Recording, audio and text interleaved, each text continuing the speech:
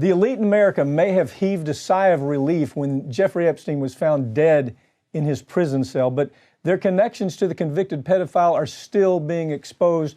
Join me to talk about this is my friend and great writer, Farron Cousins, editor of the Trial Lawyer magazine. You know, this story, the angle now, this is a look back, isn't it? The look back is, how in the world did Jeffrey Epstein visit all his ugliness on the most elite parts of America in our culture? I mean, he rubbed elbows with all of them after they knew he was a pedophile. Take it from there. It is really interesting that these stories didn't come out, you know, any time within the last, 8 years, I guess, after the guy left prison, because that's when all this was happening. You know, as you mentioned earlier, he was hanging out in the same place as Elon Musk, Jeff Bezos, was buddy with Bill Gates, getting him to give money to MIT.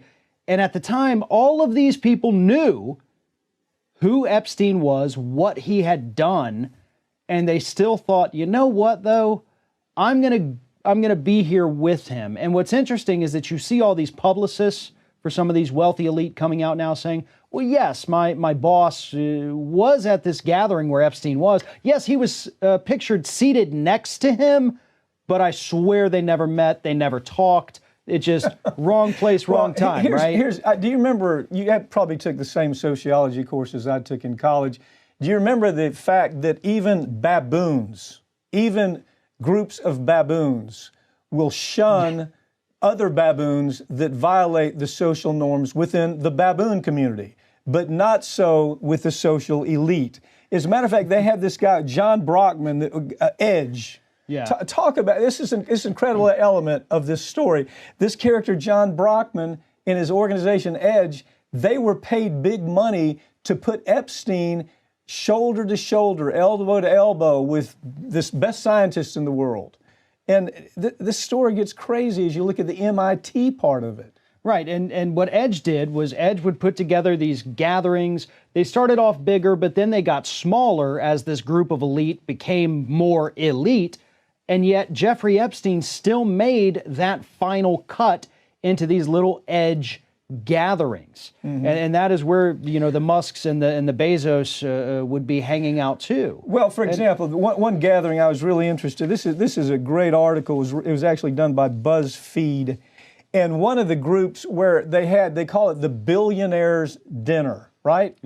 And so Brockman, who obviously he'll work for anybody. Brockman, 2 full years after he already knew that Epstein was a pedophile, a repetitive pedophile, a serial pedophile, had served not enough time for it. After he knew all the ugly parts of Epstein, he still set out to put him kind of what we call the TED Center, right?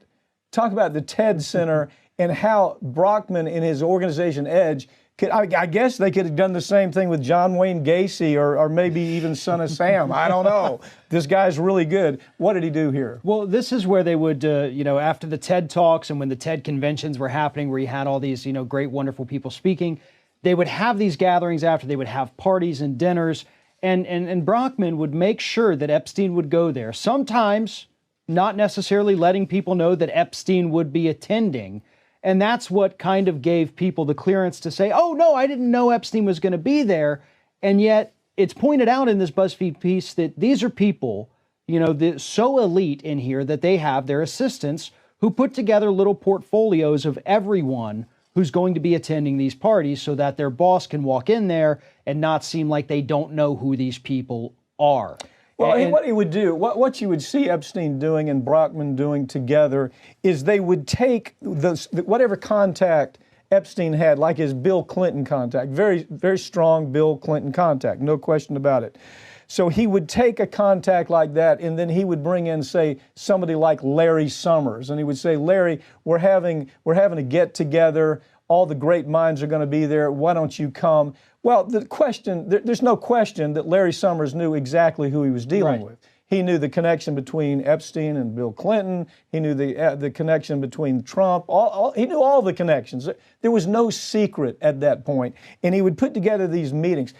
What What I'm most interested, though, in this story is the MIT story. Right. Talk about that just a little bit. That one's really interesting. Epstein was raising millions of dollars for MIT after the conviction and relatively short prison sentence. And MIT knew that this would be very bad publicity for them. So Ronan Farrow, who is phenomenal. Oh, great article, man. Absolutely great journalist. Went through the emails of MIT and found where they would say, hey, Epstein's giving us a lot of money. Keep his name off of it. Yeah, he's working with Bill Gates to get us more millions, but Gates doesn't want us to, or doesn't want the public to know that Epstein's the one who egged him into this. So I love this quote. This is the quote from Raphael Reif, who's the MIT president. With hindsight, we recognize with shame and with distress that we allowed MIT to contribute to the elevation of his reputation, which in turn served to distract from his horrifying acts. No apology can undo that. Well, the truth is,